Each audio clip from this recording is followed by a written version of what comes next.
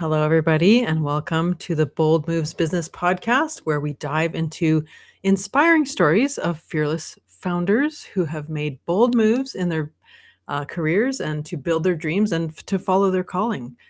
I'm your host, Angela, and joining me today is Cerys Thompson. She is a communications strategist, a keynote speaker, and the founder of CT Communications in Alberta, Canada. She has more than 15 years' experience helping executive leaders and organizations communicate with clarity and confidence, and she now helps businesses of all sizes resonate with people through her signature framework. Her bold story includes being given only a 30% chance of survival at just age 30. This was a life-changing experience for her that reshaped her perspective, led her to rebuild her life in Canada, and ultimately inspired her to start a business and publish a children's book. And she's living proof that even when life goes off track, you can still create a meaningful, fulfilling, and completely unexpected Plan C. Welcome, Cerys. Thank you. Hello. Hello. Well, with that intro, we need to dive into that a little bit more. So, Yeah. being given only a 30% chance of survival at age 30, that's an unimaginable moment. How did that Tell us about that experience, and then we'll get Yeah, of into course. everything that happened after. So, back in 2020, so height of the pandemic, around October, I got diagnosed with a blood cancer, and it was out of the blue. I just had a lump in my throat, and that was it. I had no other symptoms. My doctor wasn't even interested because there was so much going on, right? Mm. The pandemic, there was a lot of health anxiety everywhere. But I was really fortunate. I worked for a company at the time who fast tracked me to a specialist, and within a week, I was diagnosed with non-Hodgkin's lymphoma. So that is a blood cancer. It's very common, but usually for 60-year-old men. So Yeah. I was very I was a bit of a shock, I think, to the doctor. And I got told it's just a little bit of cancer, you just need a little bit of treatment and you'll be back to normal. And basically I went on a chemotherapy journey which didn't do anything. Mm. It started to work and then we went backwards. So after 6 months of chemotherapy, they said, okay, we're going to have to move on to what they call it salvage chemotherapy, which sounds Mm. awful.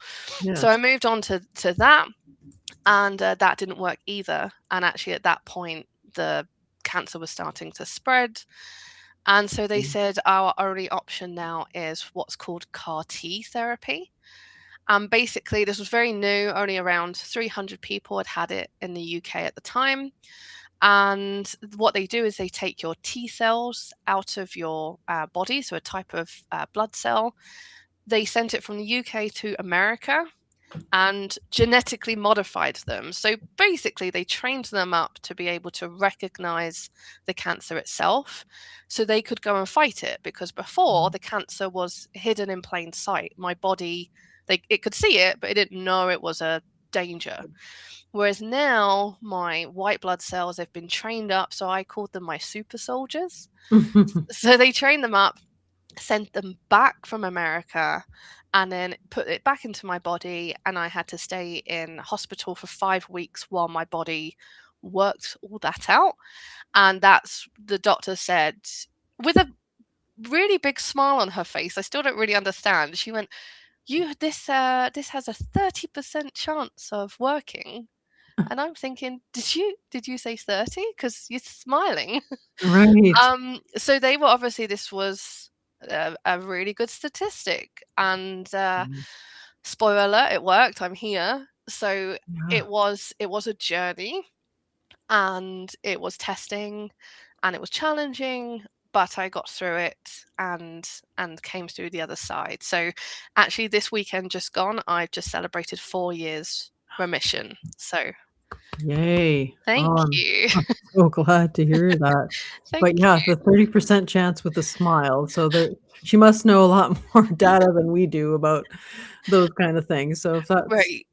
if that's high, then I don't want to ask about the others I if they've got. I know, and all I could tell myself was that's like getting, the top percentage in an exam. You just got to Yeah. get an A or a B and you'll be fine. So that's kind of how I phrased it in my head, very weirdly. But yeah, 30% is is quite crazy. Yeah, and only at age 30, like you say, this is not a diagnosis a lot of 30-year-olds get. No, and obviously it was a weird time with the pandemic Yeah, anyway. yeah, But that just added a whole other layer of for stress, sure. yeah, Yeah, and we know what stress does to the body as well, so incredible, and I'm assuming you were living in UK at the time? I was. Yes, so Yeah. I was living in the UK with my husband. We decided that was a great time to get a puppy. So it was me, my husband, and a puppy in Aw, our own little bubble. So it was very surreal. It was yeah, complete. I mean, the whole pandemic was surreal. The whole yeah. thing, I look back and think, did that Did that actually happen? happen? Yeah, Yeah, and it was one of those moments where you just had to, think positively and yeah, go with it. I think the pandemic helped in some circumstances because people couldn't visit. So uh-huh, there was no extra germs, there was no extra risk. And right. also I didn't feel like I was missing out on life because everybody's life Everybody was was, on okay. hold. Um, but at the same time, there were other challenges. So I had to go to all my appointments on my own. I had to go to Okay. hospital on my own. Through chemotherapy, you had to wear a mask for 8 hours, which I Tough. quickly worked out if you eat, you don't need to wear a mask. So So I just keep was just eating. I was constantly eating and people would comment on my huge bag of snacks. So, I made it my own kind of thing, but it was a very surreal journey. I imagine Yeah. so. How did you stay positive and sane, and did you have any rituals or, like, mantras, or what did you do during that time to just Um, keep it together? yeah, that's a great question. So me and my husband, we have a very good sense of humor anyway. Aw, So I think that positive, it is what it is, and we've just got to laugh about the things we can laugh about. And obviously, there were times that weren't so laughable, but where we could, we had fun. And we aw. would play games and I don't know, we got into puzzles. I think everyone had some weird things in the pandemic. And we got into quizzes and things. But the puppy, on a serious note, he really made a difference Of because we course. had a sudden routine and we had something else to look out for Yes, as well. So it was, and then just taking it day by day. You know, yeah, it's too daunting and overwhelming to look at the big picture. Even when she said, "Oh, 30%," and she said to me, "Do you want to know what will happen if this doesn't work?" And I went, "No, no, good, no." yeah, My no, my thought process is day by day. What mm, can I control? Because it's a mm, very helpless situation. It's not like an exam that you can revise for no, or work hard towards. You just have to be along for the ride. The only thing I could do was drink lots of water. So my mhm, husband, he would follow me around with a jug of water mm. because the water helps with the actual disease. It helps with the treatment. It helps with flushing through all Mhm, your other medication. It just helps with the body. So water was mhm, pretty much the only thing I could do. yeah. Um, so it was, action by action, day by day, and keeping positive and watching my Yes, favorite shows, listening to my favorite music, and just yeah, hoping for the best, which yeah. No, is all you can do. that is the biggest thing, actually. We don't actually give ourselves enough credit. Our brain, has so much, to do with this, like, the way we think about something, and if we focus on the negative, well, that starts becoming our self-fulfilling prophecy. Right? Yeah, So if we're focusing on getting healthier, I'm sure there's been studies about this where they've studied a group of people that were focused on getting healthy, that thought they could do it, right? That were thinking positively about their health transformation, and they had better outcomes than those who didn't do that. So I think you were smart to not ask her or not let her tell you No, what the other side looked like, right? And just focus no. on what you could control, what can you do right now, Yeah, right? absolutely. Because, science has a massive part to play, and I'm very grateful for this new technology that is doing Yeah. wonders in the medical world. But there is a point where you go, I just can't. My friend said to me, she was like, create almost like a bubble around you and just protect yourself Yes. because you're going into an environment that is very heavy. So I Yes. would turn up, I would have my bag of snacks, I would have my Mhm. tablet with Disney films on it, and I would just try my best to I mean, it's probably a bit of denial as well, but just try and keep that world away and just focus on what I was eating next, quite frankly, and go Yeah. from there. So, yeah, it was certainly a character building Mhm. experience. Mhm. I imagine so. Yeah. Yeah, it would be. It would be. Yeah, I mean, on a way lesser note, last year I broke my arm and I thought, "Oh, no." And you could go into a downward spiral like, "Oh, how am I gonna work?" and all this. But I thought, Yeah. "Nope, I'm gonna stay positive and I'm gonna focus on the good out of everything." And through that journey, I got treated really quickly, and here in Canada, I don't know if you've dealt with the healthcare system here, but it can be slow, right? And I was in a cast in, like, 2 hours. I got the best surgeon. Wow. Everything went really well. I was even doing push-ups at 5 months post-op, which surprised my surgeon. He's like, "That doesn't usually happen for a year." He's like, "Are you sure you're doing them?" I'm like, "I'm pretty sure I'm doing them, yep." So, and it was all because I was like, "No, I'm not. I'm talking positively to my arm." It sounds crazy, but I Yeah. was sending, like, happy thoughts to my arm, healing thoughts. I was like, Mm. I'm telling myself I'm getting stronger. I'm not focusing on, "Oh, I'm so weak, I can't even pick up a mug." I'm like, "No, you're getting stronger every day." Yeah. And really, it helped. I think it helped. Yeah. I mean, I don't have any other experience of, breaking an arm, so but just according to what I've been told by my health professionals, I think it really helped. I So, think it really, and even if it is just mentally, yeah. I think it does really help because Yeah. otherwise your nervous system just goes into this fight or flight response. And that's not a Mhm. comfortable place to be in. So even if you can quieten that down and, you know, whatever it is you need to do to get through.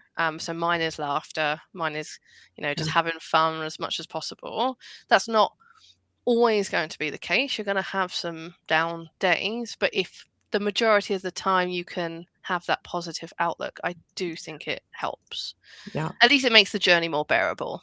Yes. And the puppy is a good The added bonus, puppy, right? yeah. I mean, he was a joy, so Of still course. is. He Of is still course. a joy. Of Yeah. course. Yeah. Well, I thought it was interesting when I read your introduction here that you talked about an unexpected plan C. So where did plan B go? Or is that Yes, what they this is say in the true. UK? Is it No. C? Did it skip right to C?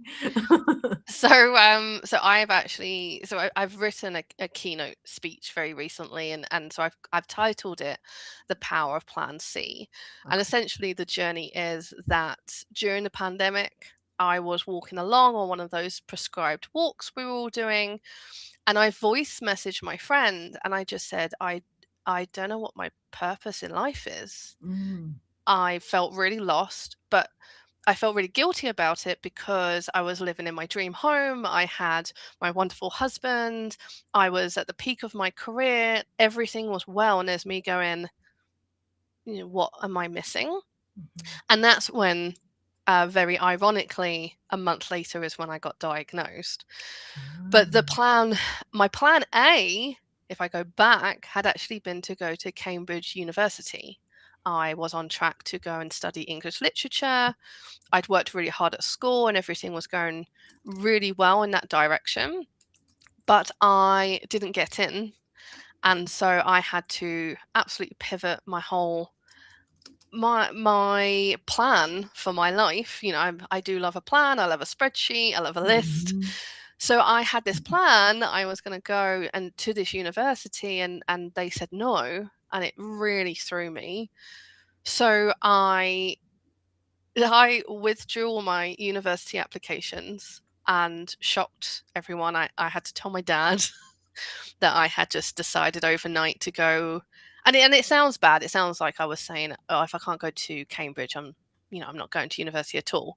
But it was more, I had this feeling that maybe that's not my path.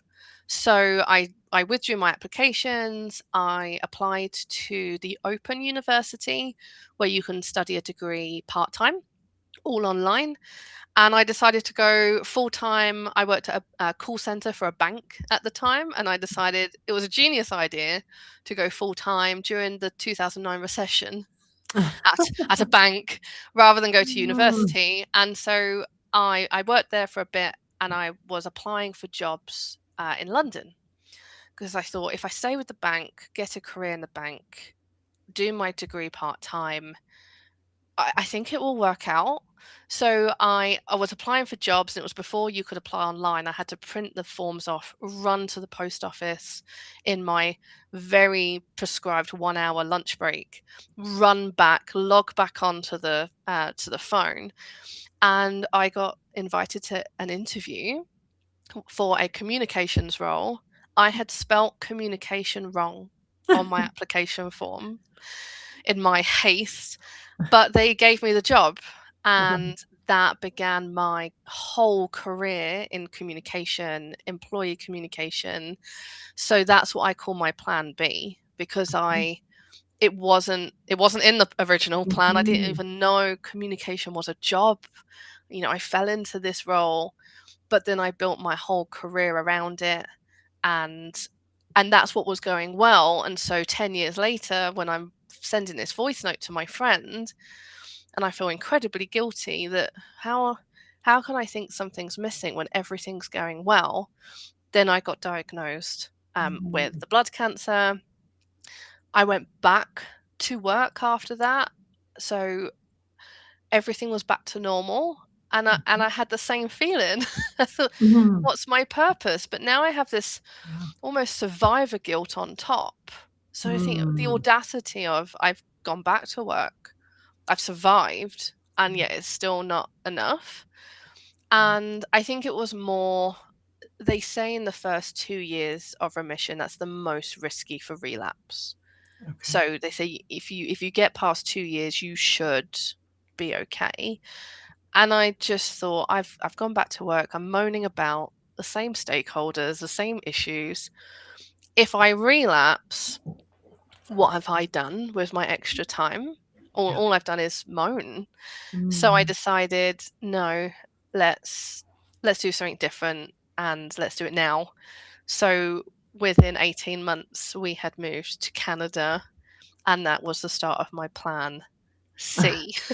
So that's a long-winded way of, it's just, I've Yeah. completely pivoted each time, Yeah. and so yeah, plan C began as we touched down in Calgary. Oh my goodness. Now I get what you mean.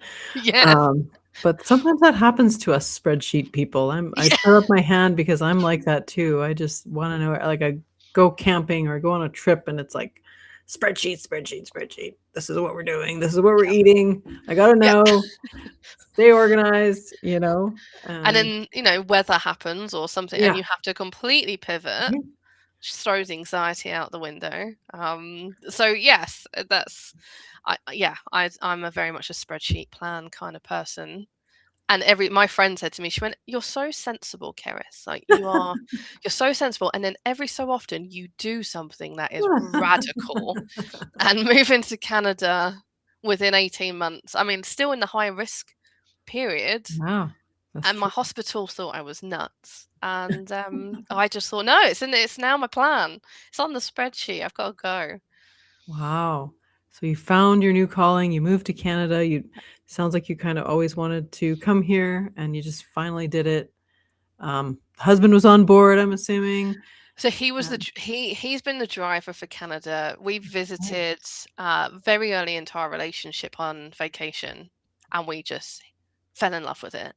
And Oh, he's okay. been going on about moving to Canada for 10 years. But it Okay. was me going, well, that's Well, quite it's a not big on the spreadsheet, move. right? It's not on the spreadsheet. It's quite a big move.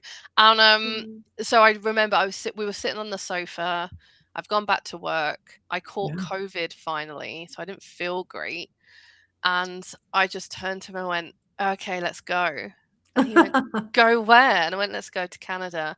And he thought I was joking. But once I've made a decision, Yes. I I make it happen. So I'd made the decision, and we started the paperwork the next day. So yeah, Amazing. he was very much on board. I think he Wow. was a bit in shock, but You I thought, just I'll want take it while I can. I've been waiting yeah, 10 years. Tomorrow we're getting the paperwork because, like, girl, you're absolutely. not changing your mind on me now. Yeah, I think he was. I think even now he goes, "Are we still? We're still living here?" I'm like, "Yeah, we're still living here."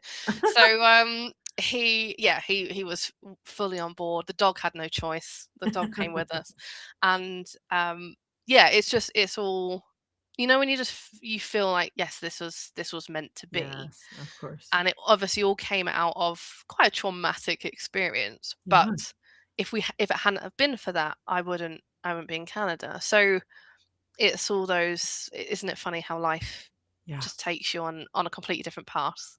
yeah, Yeah. absolutely. And things, if they're meant to be, they're kind of easy and they kind of fall into Yeah. place and you meet the right people. That's how I've found it to be, Yes, right? absolutely. Yeah, yeah, amazing. Well, I'm glad you're here, and I'm glad you got Thank to you. live out that dream Yes, and thank do you. all the things and, break that spreadsheet. Yes, yes, Add an extra line item to that spreadsheet. right? Version 2. Or a Yeah. few, because Yeah. I'm sure moving isn't countries isn't a small affair, right? No, there was But a few tabs going yeah. on with Yeah, that, yeah, but yeah. yeah, Yeah. absolutely. Well, take us so I'm assuming when you got here, this is when you started your business, CT Communication, so tell us about that. What made you go, "I wanna start my own business now?" So, I had always wanted to start my own business, but very sensible, love a spreadsheet, love a plan, and I was too scared to leave a corporate secure job to start a business. So when we moved here, I didn't have a job. I Yes. was looking for jobs. And so I was meeting people for coffees and just kind of building my network. And I met with this, she's now one of my closest friends. So I met with this woman and was telling her about my career in communication. I've worked in employee communication, change, worked with leaders, and ended up doing crisis communication through COVID. So I love it. Absolutely love it. And she said, "Oh, yeah, we have a project. We need you on it yesterday." So I had this grand plan of moving here in June, having the summer off, finding a job. And so I met her in the July, and she's like, "Can you start yesterday?" Oh, okay. I won't have that summer off. But the caveat was you had to have your own business. It was a contract Okay. role. You had to be incorporated. So it was one Mhm. of those again, well, why not? Let's throw myself in there. So I went to see a lawyer, went to see an accountant, incorporated a business, started the contract, and then gave myself a bit of space to go, okay, well, now I have this business, what do I want to do with it? Mhm. Where could I take this? So I started to look at, well, I love teaching people Mm. the art of communication, if you like, and the simplicity of it. So this year I created my own communication framework. I Yeah. launched an online course. I started helping local businesses in my town with their external communication and their marketing. So I was doing all kinds of things this year, and I was just found I really really enjoyed the teaching of it. So Mm. now I have a membership for local small businesses so that they can learn more about. I think marketing can be really daunting when you're a small business and you don't have any budget and you hear all these terms, you don't know what they mean. So I've been teaching businesses the different elements, and it's not scary, it's not overwhelming Mm. when you simplify it down, while I still do my corporate employee communications, helping leaders simplify their messages Mm. during a time that um, employee engagement is incredibly low. It's actually the lowest since COVID, in the Oh, latest reports. So okay. trying to help leaders with that, and I'm really enjoying myself. I'm really having a good time, and I'm really excited about what's going to happen next year and how I can take that further. So yeah, it was a happy accident again. It was one of those, I didn't move to Canada with the plan of creating a business, Right. but it all just fell into Yeah. place. So yeah, CT Communications, my business, as so you put the website up as well. Yes. That's me, and I'm really enjoying it. Amazing. Again, the right people Yeah. had that thought in the back of your mind for brewing, and then you just Yes. kinda met the right person who catapulted you into that, like, finally taking that leap, right? Yeah, absolutely. I think sometimes it almost seems too obvious, and you think, "Is this a trick?" But just lean into it and see what happens. So I'm Yeah, 2 years in. It's going well. I have multiple clients, amazing. and as I say, I'm enjoying it, and that's the main thing. Yeah, that's awesome. Well, yeah, and I mean, you didn't have, like, a lot of, um, clients, that I work with, they had a hard time, like, leaving that kinda comfortable corporate position because it's there, and it's always there, and it's secure, or so you think, sometimes not, Yes, sometimes true. people get kind of launched into their own thing, like, I have a friend in the States who their company just kind of let go of a bunch of people and all of a sudden he Yeah. finds himself like and then no one was hiring either, and so it's like, "Okay, well, I'm gonna take my skill set and do my own thing, but, Yes. here we go, hope it works." I Yeah. don't really know what I don't know, but I think a lot of us wouldn't have started if we knew what we didn't know and how that was going to go. I don't know if Yeah. you're in that boat too. Yeah. When you But start to look at, I mean, when I worked in corporate roles and you think I could, especially when a company brings in an agency, right? And they pay a lot of money for an agency, yeah, and you think I could do that. I could right. I could do that. And then you finally have this opportunity to do that, and you go, "Oh my goodness, there's all the stuff that you don't like, the bookkeeping and the accounting and the Mhm. admin, the wearing 5 to 50 hats all on the same Sales, day." marketing, yeah, everything. Say, I hate sales, so then you're suddenly a salesperson and networking, and so there's Yeah, all this stuff. And also, again, once I've made a decision, I want it yesterday. So yeah, I'm my own worst nightmare in that I want to achieve it all now, and I want all these systems set up and processes set up, but they all take time. yeah, and they And so evolve yeah, over time yeah, too. they change so rapidly, and Mhm. so I have had to learn a hell of a lot this year around patience and taking a break, because the entrepreneur burnout, I can see how Mm. quickly you can fall into that trap. Um, and so that's why I try and remind myself I am having fun. Like, Mm.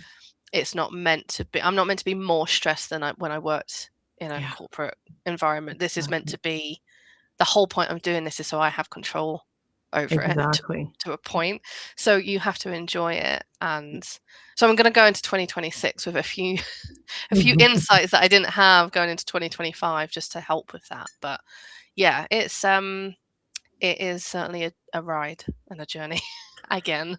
It definitely is. It's a, self-improvement journey dressed up as a financial opportunity is what I say, something Yes, like that, right? something like that. Because, and you've shared with me that you've got a keynote speech coming up as well, so that's probably something new for you, and, when we do Yes. new things, it tests us and it, It's teaches us. certainly it's a I think I've taken on the persona of don't really think it through. Like, Mhm. think it through to a plan, but don't think through the nerves of, Overthink it, right? Don't yes, overthink it. don't overthink it. So I Yeah. keep saying yes to things and then going, Then figure "Oh, out how to do them later, right? yeah, yeah, oh." So I'm doing a keynote in January online with the Fearless World Summit. And then I'm doing the same keynote in April on stage in Calgary for the Fearless Women's Summit. Obviously, I've joined you today on the podcast, and I said to you before we started, I didn't really realize this was live. I just said Yep. yes. So I'm just saying yes to things and working out what Yeah. bits did I have fun with and what bits push me out my comfort zone enough that there's growth, and what bits do I not like. And the Yeah. keynote speaking I'm enjoying, so I'm just gonna keep putting myself out there and seeing what the threshold is Amazing. to, Yeah. oh, okay, this bit's now really scary. When do I tap out? Yeah, or how can I improve, or how can I make it Yes. less scary? Yeah, How do I practice this and absolutely. grow in this as well? Yeah, That's amazing that you're doing that. thank Something I you. haven't even done yet. I've done online speaking, but I Mm, don't think I've stood up and stayed. I started doing that during COVID, so it was more of a thing to do it yeah. online, of course, but still haven't done it up on stage, and so I don't know how I'd feel about that. I used to be part of Toastmasters, so I did a bit of that, but Yes. it is a I've heard different beast things. getting up in Yeah. front of someone. I've heard good To do things that. about Toastmasters. So, Yeah, I would definitely recommend it. yeah. There's chapters everywhere, so it's a good way to brush up on those speaking skills. Standing up in front of people. So, Yeah, yeah, maybe we will see each other at different events. you never know, you never You know. never know.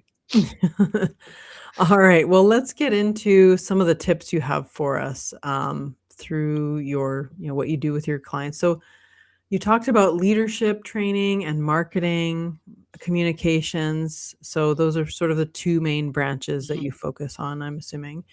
Um, Yes. okay.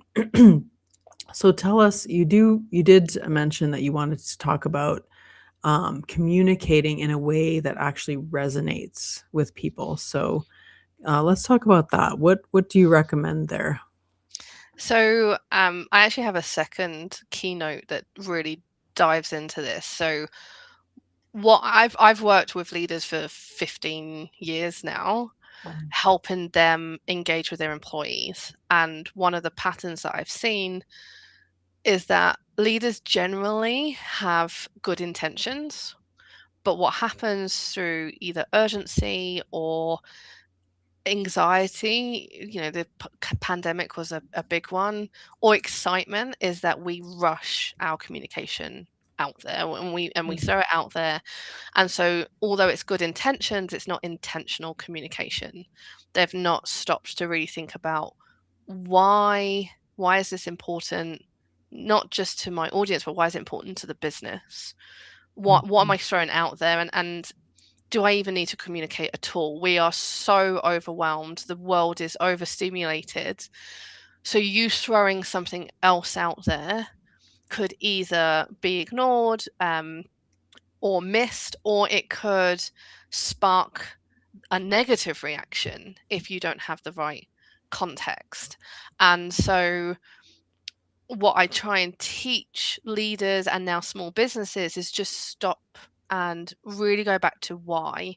Why does this align with your company purpose? Why does it align with your values?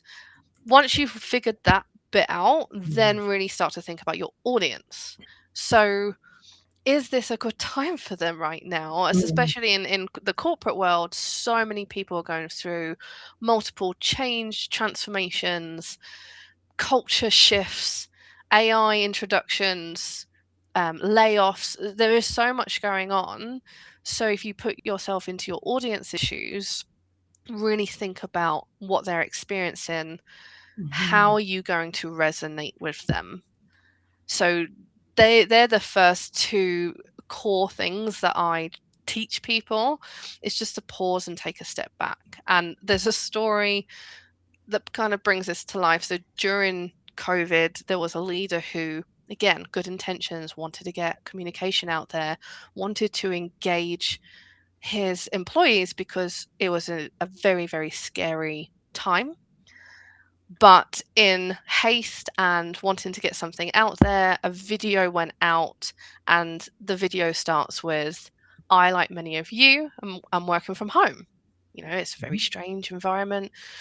But behind him was his LA backyard with his swimming pool, Oh hot gosh. tub, sun loungers. And so no one could hear his message because everyone's going, well, I'm not working from home like like you are. I'm working from my bed or on the side Yeah, of my kitchen table, and yeah. I've got loved ones that I'm caring for, or I'm worried about my health. I'm not.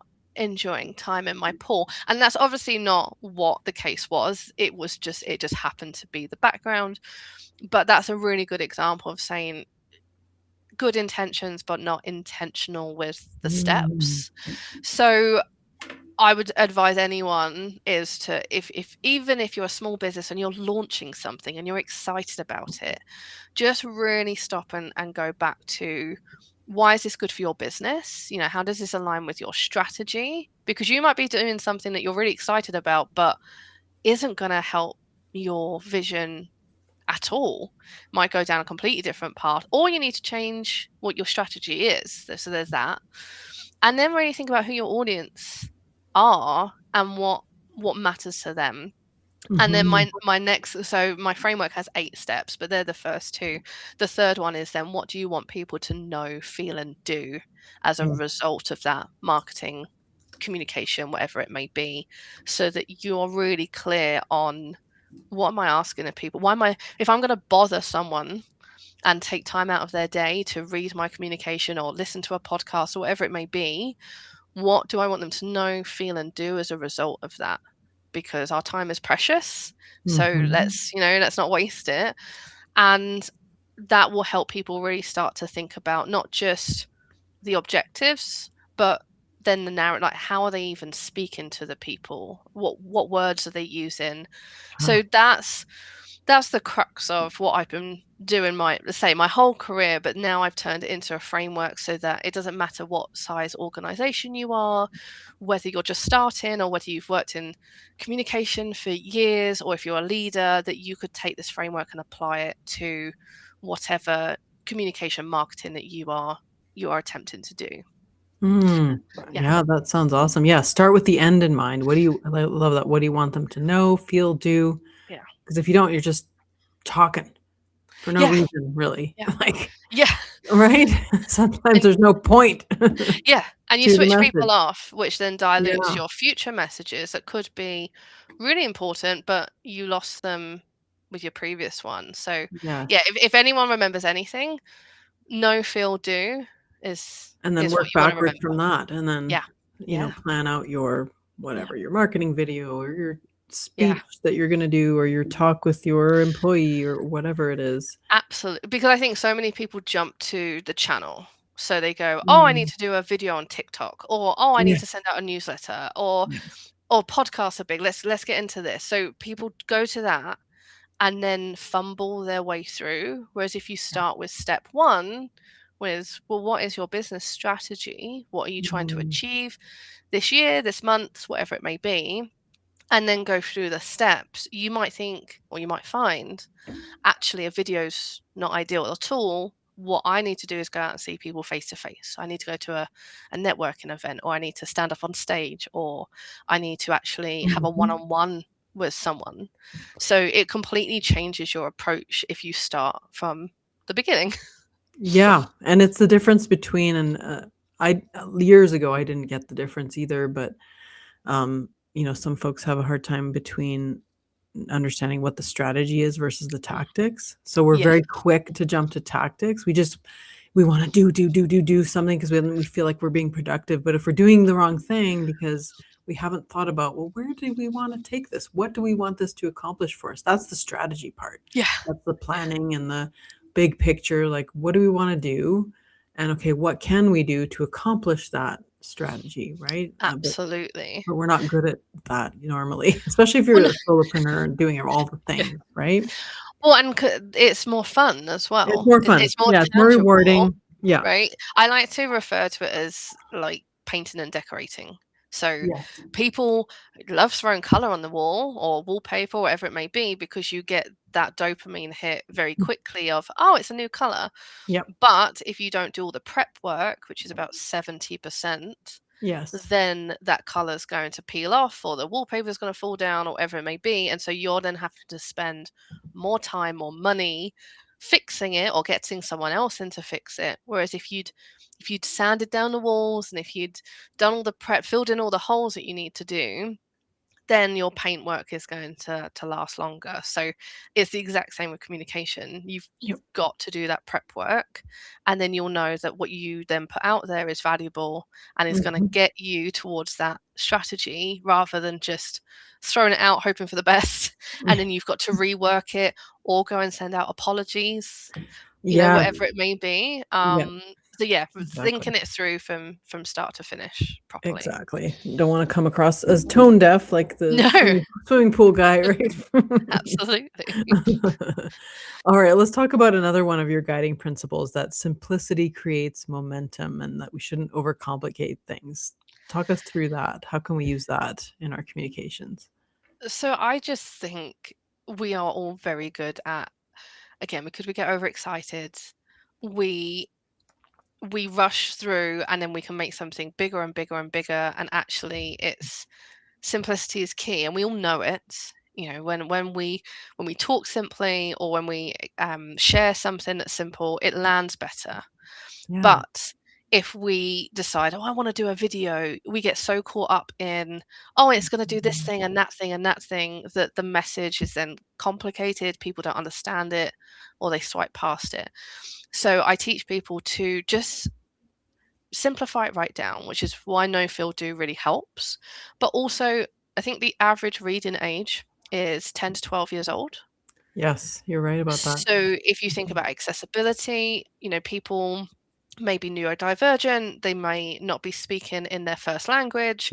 So if you're overcomplicating the words that you use, or you're adding in 8 extra words that you don't need, not only are you losing people, but people might genuinely not be able to understand and connect with your content. So then you've lost them and you might never get them back.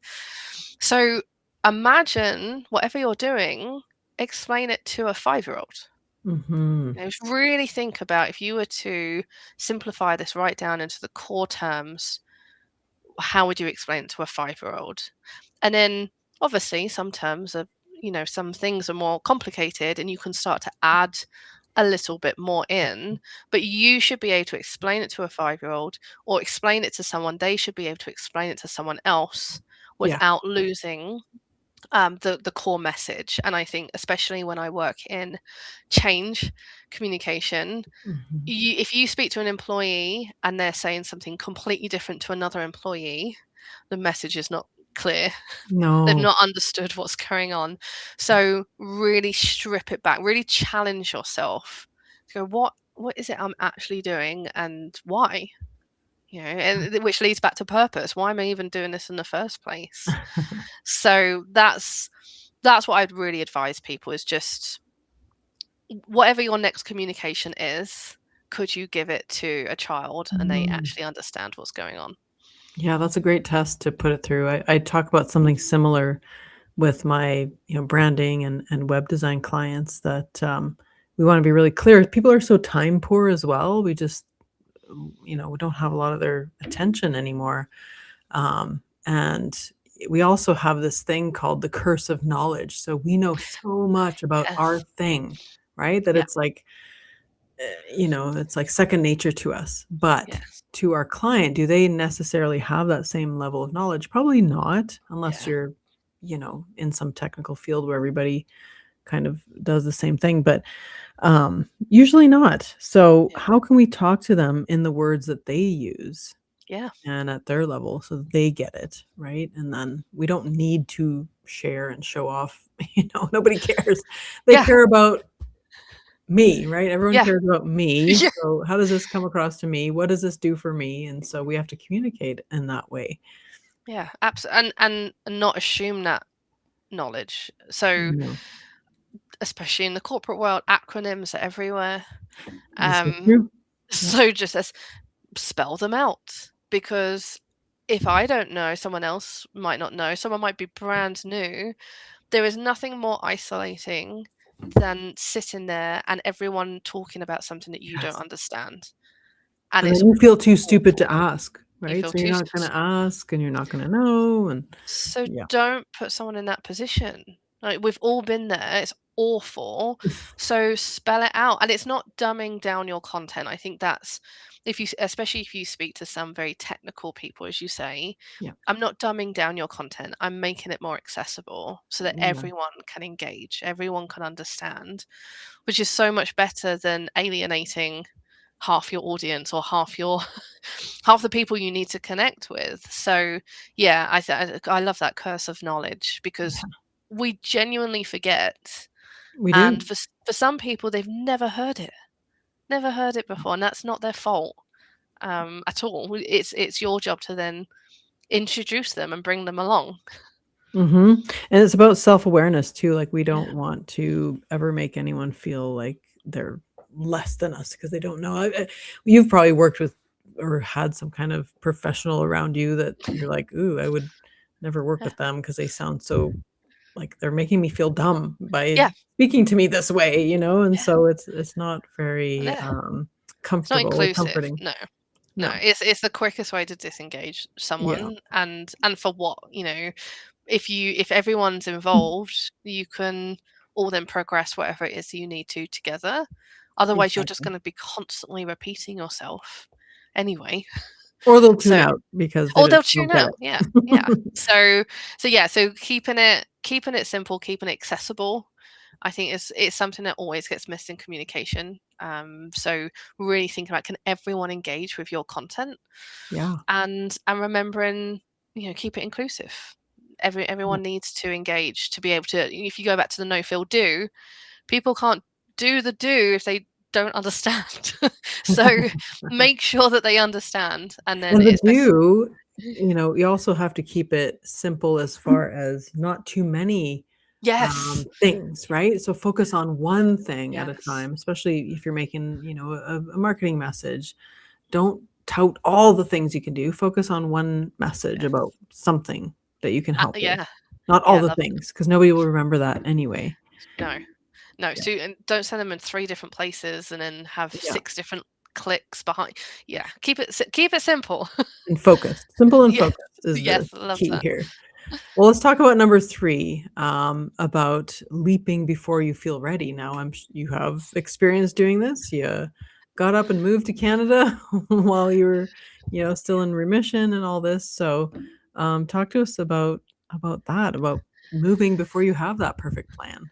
Yeah, so this is where I'm a bit of um a paradox, really. So I love a plan, as we know. I love a spreadsheet, and as my friend said, sometimes you literally just rip it up and throw it out the window. I think sometimes it's the whole analysis, um, paralysis by Okay. analysis. Yeah. It's, I must have everything lined up for it to work, and life doesn't work like that. As much as you try and control it, you can't. And I'm still learning that. I'm still trying to control life as much as I possibly can. But sometimes there comes to a point where there is a leap of faith, Mm, and it is scary. And it might not be moving across the world. Let me just say that. It could be that little decision you've been putting off that for mm, you is huge. yeah. But because you don't have all the steps behind it, you go, oh, no, no, no, no, I couldn't possibly, because what if, or what if, or what if. And that's personally as well as professionally. When we've worked, if you've ever been applying for jobs and you don't know which one to take, you Mm, go, well, if I take that one and I regret it, or if I take that one, and there comes to a point you have to just jump, yeah. and the rest will follow. And so my third point is, sometimes you just have to take the leap, and you make the plan as you go, as uncomfortable as that still is, and it will all start to fall into place. And so the Canada thing, I put it off for so long because it seemed so far-fetched, so ridiculous to move across the world, leave and where do you, like, the logistics, how do you move across the world, where do you even start? And so in the end it was, well, what's the first step? Well, the first step is, what is the immigration process? Let's just Google it. And then Right. what's the second step? Okay, um, how much does it cost? So you go through micro steps. You chunk it down, and all of a sudden you're living in a different country and go, well, How did that when, happen? how did that happen? And and it's not I'm not saying this is easy at all, and as I say, I'm not saying, "Oh, yeah, just jump on a plane and move across the world." But if there's that decision that you've been putting off because you just don't know what's behind that door, would just break it down and then see what happens, because you can always pivot again. As I say, I'm on plan Exactly. C. I'm sure there will be a plan D to Z Mhm. in my future. And if you everything is temporary, if it doesn't work out, and again, I'm making light of very big decisions, but in practice, in theory and in practice, you could then pivot again. So yeah, sometimes take the leap, see what Yeah, happens, and there's always going to be someone to catch you, is what I would say. There's always people to help in whatever absolutely. that looks like. I mean, the town we have moved to here in Alberta is incredible, and we've really landed on our feet, and everyone has been so supportive. And I could have missed out on all of that if I hadn't have Yeah, just given it a go. yeah. So yeah, I mean, it's quite philosophical, it's quite out there, but No. um, hopefully that inspires one person to just take that tiny little micro step towards something. Yes, and that's amazing philosophy to live by, and that's what this show is all about. I wanna help people just who've been thinking about this for so long, Yeah. about starting their own thing. You've got, amazing skill set built up, and I just want you, to think, do, feel I Yeah. want you to feel that you can do it, right? I Yeah. want you to know that there are people out there to help you, resources, Yeah. everything, and that you can do Yeah. it. You Do can do that it. that first step. Yeah. Even if it's writing it down on your list, get it Yeah. out of your head. Yes, exactly. Write it down. Put it on a Post-it note somewhere. And if you do become an entrepreneur, you'll get very good at this because that's the life of an entrepreneur is just jumping out of the plane and building the parachute on the way down. That's it. Literally, yeah, lists and Post-it notes everywhere. Oh, awesome. Well, thank you for speaking to me today, Karis. I do have your free resource up on the screen Yeah, here, thank Resonate with you. People free guide. You guys can get it at her website. And real quick, I didn't mention this too much, but I know you wrote a children's book Oh, called The Galloping Frog. Did I get that right? you did, yes, yes. Can you So tell this us a is little bit about what that's about and where we can find it? Of course. So this was another just leap of faith moment. So my very, very quickly, but my granddad, when I was young, would always talk about the galloping frog. We'd walk through the woods, and he'd go, "Can you hear the galloping frog?" And we'd say, "What's the galloping frog, Granddad?" And he never told us. He just laughed. He found it really funny. So my granddad passed away a couple of years ago, and I was in Canada by this point, and it's always, always been on my list of life to publish a book. And I've tried to sit down and write stuff, and it's just never really, it's not right. Right. And so I just sat there and I just wrote this. We grew up with Dr. Seuss, Yep. so this just melodic rhyming book. Just wrote it, and then I sat on it for ages, didn't really do anything with it. And I had to go back to the UK for my brother's wedding last year. And so I was talking to my uncle, who is a graphic designer. He's got his own children's books too. And I went, "How do you fancy illustrating my book?" And so he then worked with me over the last almost year, and all through email. We never picked up the phone. It was just backwards and forwards on email, and he really pushed my story Hmm, and got it to a point where I was really happy with it. He did some beautiful illustrations, and so I self-published this summer. nice. And I'm having loads of fun with it. I'm doing readings locally in town. Oh, It's available on Amazon, and there's information about it on my CT Communications website as well. But it was just something that really meant something to me personally. All the animals in the book are animals that my granddad had as I was growing up. So it's just a very special, sentimental book. But oh. it turns out the children are also loving it, which is just really, really nice to hear all these children talk about the galloping frog, which was just something that my granddad made up. So yeah, if Yeah. anyone's got small children, I've aimed it to age 3 to 8. Okay. So whether they're getting into stories or whether they're learning to read, there's some really good rhyming words in there and things. So yeah, take a look. But that was just another bit of a leap of faith, and why not? Yeah, what a lovely homage to your Yeah, grandfather thank too, as you. well.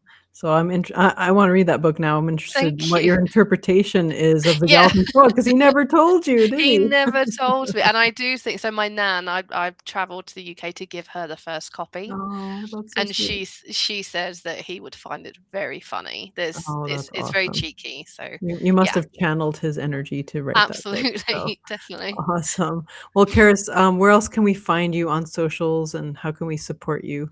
Oh, thank you. So you can find me on LinkedIn personally, and also my CT Communications LinkedIn page.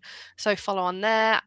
CT Communications is also on Instagram and Facebook. So yep, give me a follow, and you'll see pictures of. We've got a second puppy now. They are my brand ambassadors. I call them my marketing team. So Oh, I you'll love see it. pictures of them, and I use them shamelessly for sharing communication tips. So Why not? And maybe you yes. can write off their food since they're part of the team. Hey, there you go. Oh, that is a good question for my accountant. There you go. I just There gave you an idea. there you go. Thank you for that. I'm gonna take that away. There you go. Well, thanks so much for your time, Karis. Thanks everyone for joining us, and we will see you on the next